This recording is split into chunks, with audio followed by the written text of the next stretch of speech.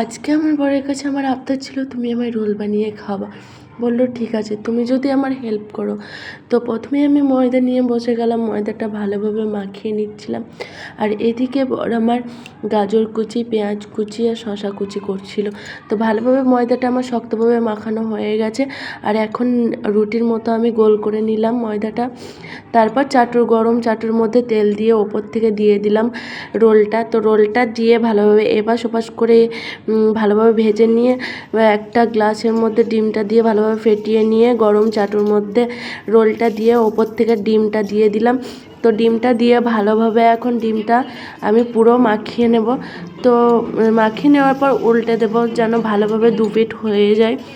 তো রোলটা এখন আমার দু পাশ ভালোভাবে হয়ে এসছে। তো ওরমভাবে আমি অনেকগুলোই রোল করে নিয়েছিলাম। তো তারপর আমি রোলের মধ্যে দিয়ে দিলাম শশা কুচি, গাজর কুচি, পেঁয়াজ কুচি আর টমেটো সস দিয়ে ভালোভাবে রোল করে নেব। তো দেখো আমি অনেকটাই ওরমভাবে করেছিলাম। তো দেখো এখন আমার রোলটা রেডি। তো অনেকটাই সুন্দর হয়েছিল।